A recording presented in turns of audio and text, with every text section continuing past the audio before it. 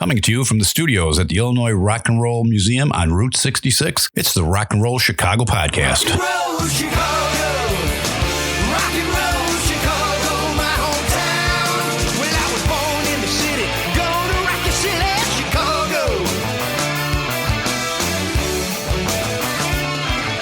Chicago rock and rollers are the best here around. Hey everybody, it's Ray the Roadie. And this is Hollywood Mike. Almost free as a bird, Ray. Almost, that's right. This is your last week of work. This is the last week. Wow, Yeah. you're going to go live on a yacht in the Mediterranean? No, unfortunately. No, I've got 2 more days at my present employer? my present gig. Mm-hmm. And I start the new gig on Monday. That quick? Yeah. No vacation? Yeah. Well, you know what? Yeah, let's just leave it at that. Okay. Okay. Yeah, that's what we're gonna say. We're gonna leave it right there, and I'll report more next week. Next week? Yeah, as soon as I can. Yes, Very when cool. I can do that. Yeah, very cool. But I can tell you this: I bought a new truck. I thought I saw you. Yes, you did. You bought a new old truck. New old truck. Yes. Yeah, not too old though. Yeah. 2016 F-150. Yeah. I got it for a pretty good deal actually. Good. The folks at the Ford dealer were pretty nice to me. Got a big bed. 6.5 foot. 6.5 foot. So I can haul the gear around. It's about the color of that Pepsi cup right over there. Oh, okay. It's that weird funky blue that some people say I don't like. But Not that Pepsi is sponsoring this podcast. Not that Pepsi is sponsoring it, nor is Ford. No. But I've been driving it absolutely everywhere. Very good. You know, I feel important now. You should be. Yeah, there's 2 things I've learned. When you're obligated to do 2 things. When you're on an interstate and people are trying to merge, you got to ease over and kind of ride the dotted line a little bit. That's kind of, you're obligated to keep people from, bottlenecking like that. Keep them out. Yep. Yeah. And the other thing is you got to wave at little kids when they wave back at you. That's right. do they pull the horn thing off? No, they don't, but they like to look up and they like to wave and they like to point and go, ooh, he's in a truck. And you got to wave back to the little kids. Very good. So, I'll tell you some other things you can see from a truck, but maybe at another time. Another time, like next week. Next week, too. We'll talk about that next week. Absolutely. That's right. Yeah. So we've got some guests in here looking at us like, what the fuck do we come here for? Yeah. Listen to these guys talk. We got a group of guys here. Not the whole group, just 3 of them. Right. Band called Smells Like Dave Grohl. Yeah, I wonder what they do. I don't know. Let's find out. I don't know. Uh-oh. I thought I put that on stun. Oh, my God. It's Ford or Pepsi calling. They want to sponsor us. Yeah. I thought we were already getting a call. Like, Yeah. Speaking of devil, I was getting a phone call from somebody currently that I work with. Wow. See, okay, this is a. I didn't realize we were going to do a call-in tonight, but I guess we could do that too. I mean, Yeah, I guess we could. Yeah, absolutely. So tell us about the band. Tell us about yourselves. Why don't you introduce yourselves first off? I'm Josh. I'm Dominic. I'm Dan. And which one of you smells like Dave Grohl? None of us. Okay. We all do Bass collectively. player. Not here. Have you ever smelled Dave Grohl? I would imagine he smells just as good as he plays. Okay. Where the name? Where? That's this guy. That's my boy. Yeah, Donnie. Dominic came up I'm with guessing. it. I'm guessing Dave Grohl smells a little bit like money too. Oh yeah, a lot of money. Cigarettes and Crown Royal would be probably more appropriate. Yeah. True. Yeah, it could be. But mixed in with a little bit of leather and money. Mm-hmm. Yeah. So the full band. I'm Dan, and we also have a bass player who's absent right now. His name is also Dan. Whoa, good But- thing he's not here. Yeah, but we call him Dab because he auto-corrected, I guess, his name to Dab, D-A-B. And I guess they It's just should have stuck, and been we calling always him call him Dab now. Dab. So that's like the identity difference between Dan and Dan is I'm Dan and he's Dab. So, just out of curiosity, how come Dab's not here tonight? Disney World. He's got a Disney World thing going on. You said it was an emergency vacation. Yeah. He's got kids. School's out. And your name's Cheese. Yeah. Also, I go by Cheese because that's what I like. All right. So who do we have in the studio then? We've got a Dab, a Dan, and a Cheese. All right. So we've got Dan. Yeah. All right. So You could put a little dab of cheese on Dan. That's just gross. we don't talk about that. Okay. But Cheese, I play drums. And then Dominic sitting to my right, he plays guitar. And you've got my friend Josh who plays guitar as well, but also sings and does the actual Dave Grohl part. Yeah, I joined the band about 6 years ago as the lead guitar, and then we've gone through a whole slew of people. Three drummers, a couple lead guitarists, a couple singers, and then post-pandemic, we all kind of, our recent drummer left, and Cheese here, aka Dan. Yeah. Minus the B. He stepped in and just came right into place. And then we were like, well, we had another singer for a little bit. It just wasn't working out. So then they were like, oh, Josh, why don't you just do it? Because I was at all the rehearsals and I was filling in for the singer that was absent, and it kind of all worked out. Yeah. We're like, there's a Nirvana song called Stay Away off of Nevermind.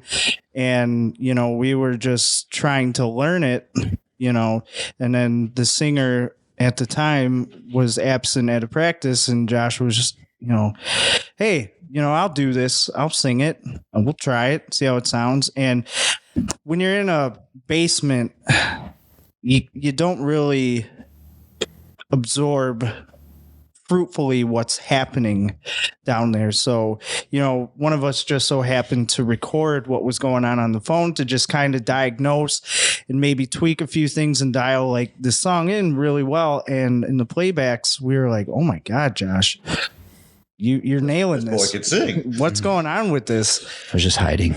Yeah, and he was hiding it. And then, hey, sing this one, sing this one, sing this one, sing this one, sing. And then it became a no-brainer. And yeah, smart move on the unanimous decision to have Josh as the permanent lead singer. So are the two of you guys originals? I'm the only original. Dom's the original. Yeah. I joined about 6 years ago after your first lead guitarist. Or did you have one before that? One before that. Yeah. You're the third. So I'm the third lead guitarist. So I jumped in on the shiflet parts for probably about 5 years. And then, when COVID happened and everything went crazy. Yep. And that's where we changed it all up. Yeah. So there's three kinds of cover bands or tribute bands. I think people might, if they've never seen you before, they might say, oh, these guys have to be a tribute band simply because of your name.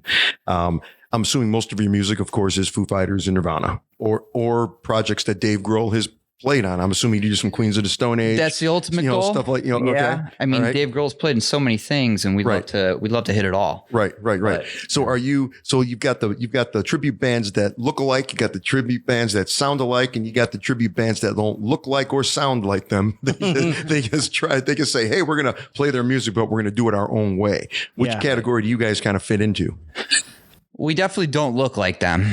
No. And we don't put costumes on, or that's not our thing. But you could have a shiflet thing going on if you wanted to. I did when I first joined the band. They all said that You play a gold Stratocaster or Telecaster? No. I only have the black one. Okay, It's all actually right. a shiflet guitar. I was going to say he does have his signature Tele. Yeah, it belongs to Dominic, but Okay. for a while, as I was playing shiflets parts, he's like, "You need this. You need to take this. It has a he is all Pat Smear's guitars and okay. So you're like the Pat Smear. I'll have guy them all then. eventually, but yeah. Okay, all right. I got a good start going. I don't think I even knew that he doesn't have a signature guitar.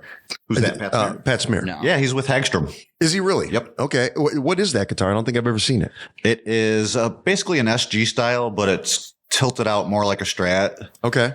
and dual humbuckers, just punk, pretty much punk sound Right. out of it. Right. And he's the guy, I can see his face, right? But, I was not it's kind of strange. I became a Nirvana fan 10 years after Nirvana was actually popular. Everybody loved Nirvana and they jumped on the bandwagon. Oh, you got to listen to Nirvana. And I was like, yeah, nope. I was still in my Queensrÿche phase. And then then like 10 years later, I was like, yeah, okay, this stuff's pretty cool. And so Pat Smear, he was the guy that used to kind of tour with Nirvana and just hang off to the side because everybody knew that Kurt wasn't going to keep strumming the chords all the time. time, right? So he's standing off to the side, and then he ends up in the Foo Fighters with. He'd probably be most recognized for that tricolor acoustic guitar from the Unplugged. Oh yeah, yep, right. Okay, yeah, I remember that. I do remember that episode. Okay, all right. So that's the role that you're playing then, basically. Okay, gotcha. That distinguishes because it is two distinguishing guitar styles. Definitely. Oh yeah, right, absolutely. And with the Foo Fighters, they have the 3 guitars in there too. So he would actually, Don would do kind of like a mix of Dave Grohl parts and Pat Smear parts. Because initially we had a singer that didn't play guitar. Okay, all right. So now he's strictly Pat Smear, and I'll play Dave Grohl's parts. And then I'll jump in with leads, but we trade off. Like he takes the solo and Smells Like Teen Spirit. And, gotcha. Okay. I'll take some other. We'll just whoever can play it first. You got it. Yeah. Or I already knew that. I was playing that one 10 years ago or whatever it is, and okay, it's yours. Yeah. Yep. That seems to work out real well. Mm-hmm. Okay. All right. So I didn't mean to interrupt, but I think that's important for everybody to understand, what kind of band are you? Are they going to see you guys in costume, so to speak, or are they going to hear something a little different? Do you put your own spin on the tunes, or do you try to play them, the way they're recorded? Definitely is to what they're recorded. Okay. But we also put little splashes here, mainly cheese. Yeah. We'll put some little splashes in the drums for sure. Okay. But for the most part, it's not instrumental. Exact It's replica. pretty much spot on. Right. So you're just drenched in sweat by the end of the night. Absolutely. Absolutely. Well, I grew up a metalhead, so Right. I can't do anything musically without that double kick just chugging along and adding a lot of depth to the performance. Right. Because, let's face it, we're not playing arenas, so you can't have your sound EQ'd to get that, chest thumping deep bass going on. So the only thing I could figure out to do is the parts that actually call for it is to add that double kick, regardless of, if it sounds cool or not for what the song calls for. It just gives the person standing in the audience the added depth, the repetitive. It might not be a lot of those, boom, boom, boom, boom, but it'll be a whole bunch of Right. Yeah. I saw a band years ago, and I can't even remember the name of the band. This was probably back around early 2000s that I saw this band, and I wasn't even here. I was on a business trip somewhere, but their drummer did something that was so unique and so ingenious. Mm-hmm. He had a regular drum kit, right? Mm-hmm. But his kick drum was the only electronic drum that he had in his kit. It was actually electronic. So he ran that thing through the PA, and he can make it sound like anybody's kick. So the way they would play small rooms when you can't get that booming sound that you're looking for, he just did it digitally. He is kicking. It was boom. Like you're awesome. In an arena. And I thought, how brilliant to think of that idea, because I've never seen another drummer do that since then. Yeah. Either they have a full electric kit, which I hate the sound of that, or they don't do it at all. But I thought, man, was that ingenious to get that sound? Yeah. It was pretty cool. Well, even so with today's modern music, in the metal and rock arena, everything is so overproduced, everything is so digitalized that it's real hard to tell between what's an acoustic drum set versus what is triggered, what is electronic. To just go and try and replicate that live, you lose so much of that substance that's on the record. That's the thing I get, especially, joining this band. You grow such an appreciation for the rawness that they contain in Foo Fighters recordings, in Nirvana's recordings, because it's all there. It's not going to be something that, you go to a live event and you see this band that you've listened to 1,000 times, and then you walk away from it being bummed out that it didn't sound anything like you had listened to 1,000 times before on that album. And then today's music, especially, it loses so much of that rawness. And I definitely got a new appreciation for trying to keep true to that element of, recording versus performance. Right. So take us back. How did this whole thing start? How long ago? Myself and the missing bass player, Okay. we spent probably 10 or 15 years just writing songs in a basement, and we never had a singer. We never played shows, obviously. And one day I was just like, I want to get out and play some shows. Both of us really like the Foo Fighters. You want to start a Foo Fighters tribute band. And then I'm thinking, well, why hold it at that? Why don't we tribute Dave Grohl himself and be able to, cover more genres? Right. And it just kind of ballooned from there, and we were full on into it as soon as we came up with the idea. So Right. So how long between the idea and the hiring of musicians or the finding of people? it was probably about 2 weeks. Yeah, really? Like that. Yeah, real quick. And then Wow. we played a show like 3 weeks. Like Wow. after 2 weeks of practicing. Yeah, it was about 3 weeks or so. We played just a little show at a stupid little restaurant, but Sure. it was just good to get out there and play in front of people. What year was that? That was 15. 2015. Yeah. Okay. All right. So what was the set list back then? I'm assuming it hasn't changed a whole heck of a lot. I mean, Yeah, I mean, we play the hits because that's what people know. Right. But the cool thing about, starting a band like this is you get to dabble in some songs that maybe people haven't heard or maybe have heard and didn't know they were the Foo Fighters or Nirvana. Right. And then you kind of pique people's interest that way by hearing different songs that they would have never heard on the radio, maybe. Right.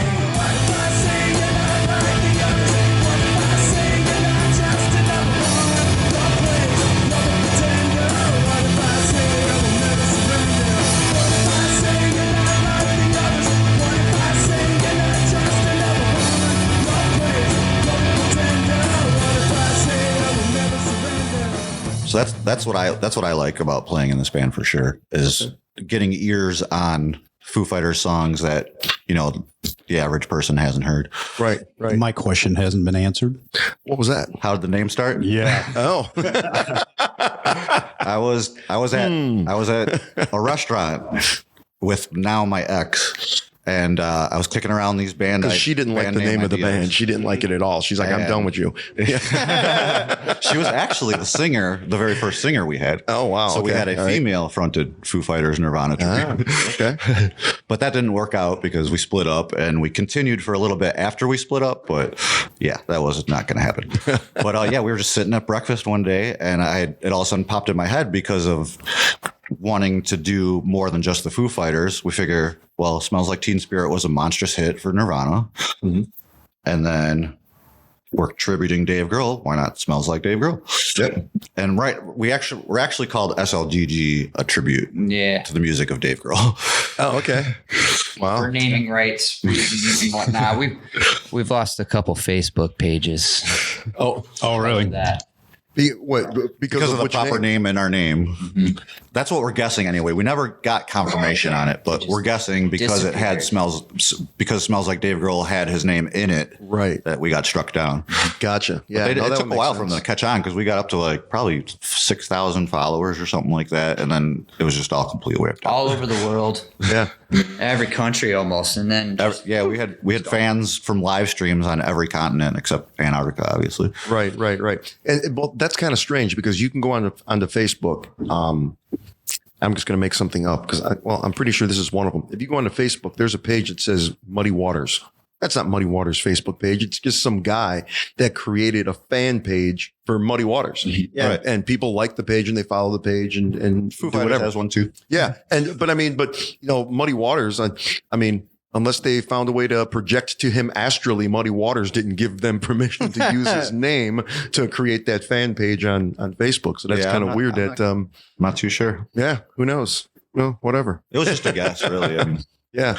Okay. At least you can get a cease and desist. Yeah. I can imagine you guys are just sitting around going, geez, Dave, you got to record something else so we can get like a new song to the set list. We're tired of playing anything else. So do you guys follow him? Like, when's he coming out with this? And, Yeah. I'm the man for that. Yeah, I've been a hardcore Dave Grohl fan ever since I heard that first intro to Smells Like Teen Spirit. I mean, Okay. I just knew this was a guy to pay attention to, and I've just loved everything he's done ever since. And I know exactly where they are, what they're doing, what's going on with the music. Yeah. Right. So do any of you, and even the guys that aren't here, do any of you have any other projects going on except this band here? I do. I actually have two other projects going on. I'm in a Blink 182 tribute called What's Our Age Again, but don't get it confused with What's My Name Again, because for some reason, like 3 out of 5 venues decide to promote us as What's My Name Again, and that's not it. And like, you know, how with the Smells Like Dave Grohl thing, you know, being consolidated to an acronym like SLDG. Right. Ours is Whoa. It's WOAA. Whoa. Okay. So that's how, you know, we go by. And then another one that I'm in, Tom DeLonge, the singer and guitar player for Blink 182. He was in a side project he did and made this wonderful little gem of an album with the band he calls Boxcar Racer. Oh, yeah. And we have a group called Cat Like Thief, which is also hard to remember. So we, I guess, made an acronym for that. We call it CLT. So we tribute. We're not going to pronounce that acronym out loud. Yeah, believe me, the jokes I've heard about that whole thing. It's in our group chats all the time, so I get it. But yeah, we do. Those are the two other projects I have. Okay. And That's actually how we met this guy, because years ago, My first his show. his first show. Yeah. Years ago, his band played with our band at a little Oak Park place in Lounge. Johnsburg, Oak way up Park in Lounge in Johnsburg. Johnsburg. Oak Park Lounge in Johnsburg, and I was running on about 2 hours of sleep, and I was severely hungover. And I know when I got done with the set, I wound up passing out in the lawn for like their entire set. Right next to our PAs. Yeah, right next to our PA, just out. I'm Christy from Crime Cave Podcast. I've had a huge interest in true crime since my days of watching marathons of Snapped back in the mid-90s. I needed an outlet to talk about the cases that have haunted me for a very long time. With each episode under 20 minutes, I shine a light on some of the most bizarre cases in the last 50 years. Join me in the Crime Cave. I'm going to ask this question first, and then I'm going to circle back, and we're going to kind of answer it from the back end in a way. Because the one thing that I hear a lot, being a musician myself, and Ray and I being out in the local music scene quite often, you hear a lot about tribute bands, and not to put anybody on the spot, but sometimes we ask difficult questions on this podcast. Why a tribute band? You know, I hear people say all the time, why would somebody want to stand up on stage and play somebody else's music? They're millionaires already. Why they don't need your help getting their music out. Don't you have your own music? Don't you have your own thing you want to do, your own thing you want to accomplish? You're in 3 tribute bands, right? Yeah. Why? So that's the question. Now let's circle back and let's find out how you got to where you are right now. Because the work's already cut out for me, my friend. All I got to do is just listen to it and play it. That's it. I don't have to do no deep, sit in a dark room and, contemplate my life to come up with something original and creative. It's all there mapped out for you. It's really easy. You get to a certain age, and I'm not saying this is a recipe for every human being on earth, but some of us, we choose to go down this path where, yeah, let's have some fun. Right. Let's get down in the basement and let's have a little bit of fun. And, that turns into 1 gig, then 1 gig turns into 2, then 2 into 4. And then you kind of, you realize that, you're playing other people's music, but you're also building a community out of it as well. Yeah. Because it's not like, when you're in an original band and you're playing clubs or you're playing, I don't know, what's the next tier down from an arena? Like a theater, Like a small theater. Or yeah, a like theater. you're playing like a theater, and then you spend an hour sound checking, and then you go and you play, and then you tear down, and then hey, it's on your way to the next gig or whatever. Yeah. But with this, you kind of build a community of people who find the same common interest as you do through the music that you're playing. So not only do you have this little community, but you also have these new friends you can make. It's a much more equalized spectrum you're walking on when you're in a tribute band, because these people are here for the same reason that we're up there playing it. I to totally get enjoy that. it. Fair enough. Yeah, absolutely. Fair. And I totally get the thing about, it's already drawn out. Yeah. You just listen to the song, learn how to play, or go out and do it. It's, it's no more difficult than actually having to learn the song. It's the fun of it. It's Totally get that. yeah, it's just playing music, like you said, just getting out there to play music. I mean, I had I don't know. I know Dom you didn't really have an original band Yeah, like I said, that played out. started in a basement writing a bunch of songs, but it never really progressed to Right. anything. So that's why we jumped into the tribute thing, because we just wanted to get out and play some shows and make some people happy and dance. So that's really about it. Other than the combined interest, everybody going to your show, there are, you have this community. Everybody's going there, like you said. Everybody knows what you do, so everybody in that crowd's there to hear some Foo Fighters music or some Nirvana music or whatever it is. But as far as having everything, laid out there for you, as far as learning new music, you can do that without being in a tribute band. You can just be in a cover band, pick 90s rock and be in a cover band. So what's the, other than the common interest, what's the draw to say, okay, I want to be in a tribute band, not just like a 90s cover band or something like that? Is there something else that drew you to it? I've always talked about like, I think it'd be cool to play, a little bit of everything. But at the same time, it's kind of like, I asked that same question. Why do that? Yeah. Why do that? Everybody else does that too. So I think the exclusivity of picking. Oh yeah. There's too many cover bands. There's not. I mean, I agree. There's a lot of tribute bands, and in particular, I think there's in the local area. There's 2 other Foo Fighter tributes close to us, and that's fine. We all get along. We all play. I think there's a all gals Foo Fighter. Yeah. Foo La La. I believe they're called. And there's another one that's right around in this area. I think they're called Two Fighters. Two Fighters. Yeah. And I think their Dave Grohl, their lead singer, is literally just lives a few miles away from here. One of Two Fighters guitar players came out to one of our shows at Base Camp in Lisle. Oh, no kidding. And it was cool to talk to him because he's like, man, you guys sound good. So it's like you're getting a compliment from another established tribute act that plays the same music over there. You would think that a situation like that would present itself as being almost like 2 dogs staring at each other, and they're like, they're looking at each other like that. But no, it was a total camaraderie in that scenario. It was awesome. We've actually even talked outside of shows and stuff where I almost actually sat in for their Pat Smear. Wow. They were in a bind. It didn't happen, but I was definitely willing to do that. Oh yeah, absolutely. Yeah. I know a couple of those guys for sure. So is it strictly Foo Fighters, Nirvana, or do you sprinkle in a few other things? Right now, but we definitely want to dive into some Queens of the Stone Age. Okay. Yeah, the catalog's so big with Foo Fighters and Nirvana that we can. I mean, we practice, we rehearse. Maybe once a week. We all got jobs, busy lives, and stuff. So we get in when we can, and it takes time to learn a song in detail and then get together and go over it a bunch of times. So we're getting to that point where we're like, hey, let's start looking into this. Them Crooked Vultures and even Tenacious D. Robot. Oh, wow. Yeah. I mean, Dave Grohl was involved with so many projects. So many things. Yeah. And technically, he played drums on one of Tom Petty's live performances on SNL, so we could do that too if we really wanted to. He declined the invite to join the band. Yeah. But Right. Oh, really? Yeah. No kidding. To start the Foo Fighters. Yeah.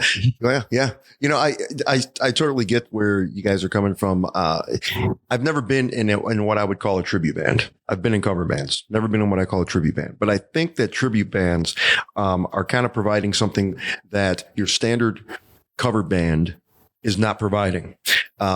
It's opening another door. If you start off as a tribute band and like what you guys are doing, you're kind of branching out with the different projects that Dave Grohl is involved in. Now you've got a different catalog of music, because I think what we are falling into in the Chicagoland area is everybody's playing Don't Stop Believin'. Everybody's playing Every Rose Has Its Thorn. Yes. Everybody's playing these same songs over and over again. I can't tell you how many times I've had a bar owner come over at the end of the night and give us an extra $50 and said, I heard somebody request Bon Jovi. Thank you for not playing any Bon Jovi tonight. That's great. If I had to hear "Wanted Dead or Alive" one more time, I was going to go in the back and he was I've heard that. So I think it's kind of opening up the doors for a couple of things. And I think that's why we stay away from the cover band thing too, because there's so many of them and they all play the same stuff, and it's like, well, the exclusivity, the difference with joining a tribute, being a part of a tribute, makes it, well, we're just going to focus on this, because it also gives people the opportunity to go see the Foo Fighters, as long as you do it well. Right. You know, like it's that experience as well, because not everybody goes to a Foo Fighters concert. I think I was at my first Foo Fighters concert with Dominic here, 2 years ago? Mm-hmm. Wow. And, you know, like prior to joining the band, I could care less about the Foo Fighters, to be honest with you. And how do you feel about them now? I love them. Yeah, absolutely love them. Once I joined the band, you know, I really dug into the catalog, and I was like, oh my gosh.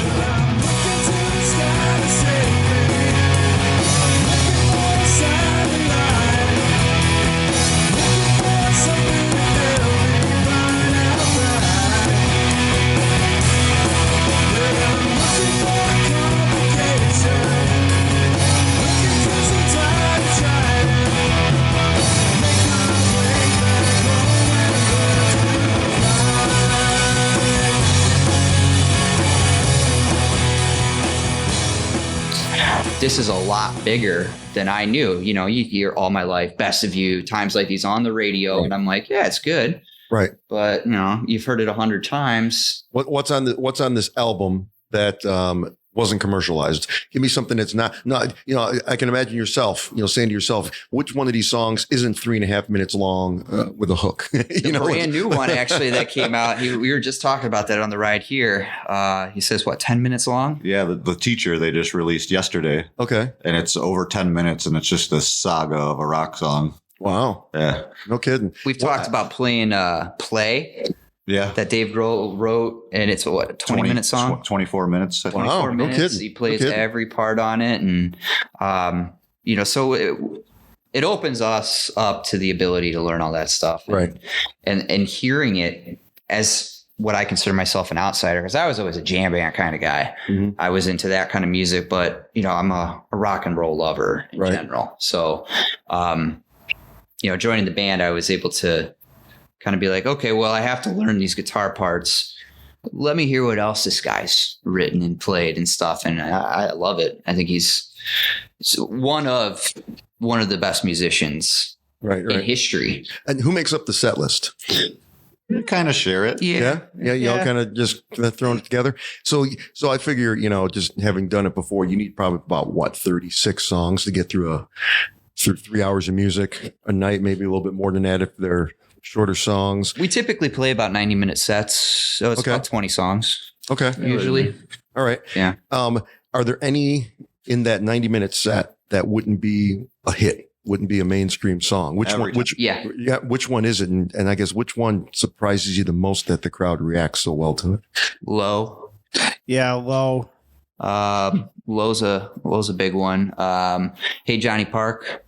I mean, that was kind of a bigger hit. But not everybody knows that. Right. You know, everybody knows like All My Life and that type of stuff. But we definitely play a lot of other ones that. Hey Johnny Park is my one true love, so I pretty much demand that it's in every set. Okay. All right. Yeah. Okay. So are you guys? So are you pretty much doing opening acts now, or closing acts? Or you're not doing full nights like 8 to midnight yourselves just yet, or is that the ultimate goal? Is it that's the ultimate goal? Get a one band bill with us exclusively. Sure. You know, even the idea, you know, in its infancy of just it being a Nirvana and Foo Fighters split. Right. You know, let's do 90 minutes of Nirvana and then we do 90 minutes of Foo Fighters. But it's kind of hard to pitch that off first when you don't have any evidence that it's been a successful thing. Right. So, you know, right now it's just more like paying your dues. Like, you know, we've got tons of friends in the scene. You know, we've even, you know, kind of mixed, you know, our tribute acts joining together, you know, in different subgenres of the rock category. Like, there's a buddy's band, that I have, they're called Sugar. We're a Fall Out Boy tribute. Oh, okay. Super easy to remember. And, they do Fall Out Boy, super poppy, and we paired up with them and did a show last Saturday, and it went pretty well. That sounds like a good pairing, actually. Yeah. I'd go see Really, that. really was. Yeah, It was I'd a go good, see that. diverse crowd. Everybody was super into both sets. Like it was a good Where thing. was this? Where'd you play? Side Outs in Island Lake. Oh, yeah. Okay. Yeah. Wow. So and it was nice because it was outdoors too, and a beautiful night. God, I haven't been to Side Outs in forever. Good place. This podcast is not brought to you by Side Out. Yeah. But it could be Side Outs if you hear If they're this listening. and you're looking. Yeah, we're looking for sponsors. Side Outs. Yeah, it's been a while since I've actually been there. So, what's the favorite gig, or what's the best gig that you guys have had so far? Oh, I think. All right. Can I speak on behalf of the two of yous? Yeah, absolutely. All right. Tribute Island last year. Yeah, Yeah, I agree. that was pretty pinnacle for sure. So where was this? This was in Simmons Island in Kenosha, Wisconsin. Okay. It's exactly what it is. Tribute Island. It's Weekend before. of tribute bands. Yeah, just a bunch of tribute acts that play Friday, Saturday, and Sunday. Right. Okay. And you have like 5 stages going on at the same time, and it's going on for hours and hours. They were at a previous location and the pandemic happened, and now they relocated it for a second year coming up that we're already signed on to do over by the Wyndham Hotel. And it's literally at a hotel site, and it's right along the lakeside, Okay. and you've got 5 stages that you could just walk along this path to, and mosey out your way along to check out these tribute acts. But last year I actually played 2 sets that day back to back with these guys, and then prior to them I played with Whoa, Okay. or the Blink tribute, and the crowd was a little, it was a little dry, that one. But once the sun's, because it was so hot, Yeah. Right. and the sun started going down, SLDG goes on, and you just see this crowd emerge, and everybody was into it. When I say you've played in bands, you see people just kind of sitting there with their arms crossed. Right. I'm telling you. And then they have a few beers. And Yeah. yeah. I'm telling you, everybody was in it. Kids jumping, old people jumping. Wow. Yeah, Everybody. It was a great energy. Yeah. I'd have to agree. That's probably the best one. And you guys are booked to play that again this year? Yeah. Yeah, we're When's headlining this when's year. that coming up? Are you really? When's that coming up? We're on August 5th. 5th, Saturday night. August 5th, and it's called Tribute Island. Tribute Island at the Wyndham Hotel in Kenosha, Wisconsin. Mm-hmm. Specifically on the beach side stage. Sounds like a motorcycle destination for later in the summer. there are a lot of bikes there when we Yeah. go. Oh, yeah. actually. Yeah. Yeah, it sounds real busy that weekend. It's a good time. It's a really good time. Yeah. Okay. What else Great you guys? band. What else you guys have coming up in the next couple months? We've got, tentatively our next gig, from tonight till June 17th, we play an annual charity benefit that's called Angels on the Moon. And our friend Carlos Perez and his wife Tracy, they unfortunately lost, one of their children. And they organized this charity benefit that they do every year called Angels on the Moon. And they hosted it at, various establishments, this one being the second year at this place called the Thirsty Horse in Kenosha, Wisconsin. But yeah, they get a bunch of, other tribute acts, and, they play music, they do raffles, you donate to this, nonprofit charity.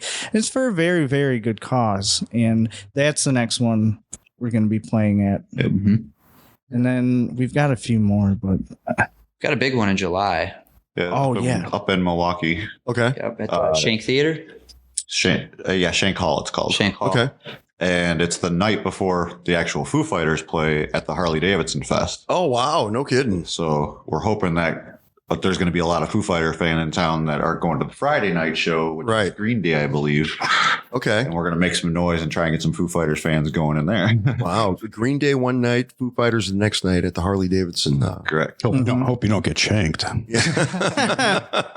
It's always a possibility at a place like that. Wow. So we talked about your Facebook page. Where else can people find you guys if they want to learn a little bit more about you and see your schedule? Instagram, that's another one. We do have a website too, but it's under construction. Yeah. So mainly Facebook and Instagram. I mean, you look up SLDG on Facebook, you look up SLDG on Instagram. It's the same thing. Okay. You know, it's you'll find All it. you have to do is put the acronym in and it'll pop up. We don't have an official YouTube, but I don't know. I have my own YouTube that I upload a lot of videos from shows. You know, I get like a GoPro and, you know, set it up on a stand and, you know, get a drum cam going and, you know, it's on there. But mostly it's only Facebook and Instagram. Yeah, and then just word of mouth. Yeah. Excellent. Alrighty. Well, thanks for coming out, guys. That was very interesting. Yeah. And I guess I can't call him Smells Like Dave Grohl anymore. I got to call him SDL. SLDG. God, I can't even spell. Yeah. But thanks for coming out, guys. Hope to see you around somewhere at some festival this summer. Yeah. Yeah, we're going to try and get out this way, you know, try and find somebody who holds jurisdiction over the bars and clubs in Joliet. And, you know, we do, you know, I got your guys' emails. I believe I have yours. So you know, I'll hit you up, you know, we'll get down. Figure it out. Yeah. Check it out. Yeah. Maybe we can make it up to that Tribute Island. Yeah. It's definitely a good time. Like fun. Yeah. That sounds like a lot of fun. And it being at a hotel, it's a perfect night stay. There you go. If you feel like boogieing. The Wyndham. Yep. Might have to do that. Yep. You're getting your own room though. This podcast is not brought to you by the Wyndham. Yes. Or Harley Davidson. Or Harley Davidson. Or Dave Grohl for that matter. Or side outs.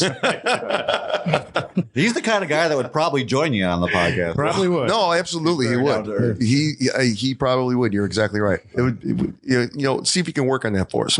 Yeah, well, when we run into him up in Milwaukee, we'll mention it for Yeah, sure. let him. Yeah, give us your name. Yeah, that'd be great. Alrighty, guys. Thanks a lot. Thank you. Thank you. Thank you. Appreciate it. Well, that was Smells Like Dave Grohl. They didn't really smell. They didn't smell. I didn't smell SLDG. SLDG. Yeah, Sludge. there was no odor whatsoever. None at all. No. But I think I'm going to have to figure out how I can either go to that. What were they talking about? The Tribute Island. The Tribute Island, yeah, in Kenosha. That sounds interesting. But I'm really interested in the Harley thing. Oh yeah, The Harley Festival. Yeah, it must be. I don't know. Is this an anniversary? It is an anniversary year. I don't know. We have to check It into is. it. It's the 120th year. Wow. Okay. So yeah, I went to their 100th. That would have been 2003. Yeah, absolutely. I went there, but this sounds interesting. So they're playing the night before the actual Foo Fighters. At Shanks, Yes. who also does not sponsor this podcast. Does not, right. And neither does the Foo Fighters. Right. But they're playing the night that Green Day, the actual Green Day, is playing a concert there. So that's interesting. And there's going to be Foo Fighter fans, so hopefully they'll show up to Shanks and not shake them. Yeah, that sounds like a lot of fun. I think we might have to plan that. So. And now that, you know, people know that they really don't smell. No, they don't. You know, I brought some Vicks just in case to put in the Yeah, nostrils. I stayed back a little bit, Yeah. but no, they were okay. They were clean guys. They were clean guys, definitely. But you got to be careful these days. Yeah, because you don't know. You never know. You know, they could have had Pigpen with them. Yeah. You know, Charlie Brown. Well, they had Pap Smear. That's right. Or Pat Smear. You know, but the nice thing about that Tribute Island, I noticed Dan said, he says, you know, you can go, it's outside the hotel along the lakefront. Right. He says you can mosey along the lakefront. I don't remember the last time I moseyed, you know. It's just, I think I'd have to practice moseying. I'd have to try it. I mean, is it along the ways of like sashaying? No, I think sashaying is almost like skipping. Okay. Mosey's a little bit subtle. We've totally gone off the track. Yes, we have. Yes, people are like, are you guys going to get to the point or whatever? Well, yeah, the point is We hope you enjoyed this episode of the Rock and Roll Chicago podcast, and we will see you next Tuesday with another exciting episode. Good night. No, or goodbye. You could be listening to this during the day. Oh, that's true. That's right. See ya. Later. The Rock and Roll Chicago podcast is edited by Paul Martin. Theme song courtesy of M&R Rush. The Rock and Roll Chicago podcast does not own the rights to any of the music heard on the show. The music is used to promote the guests that are featured. Rock and roll Chicago. Rock and roll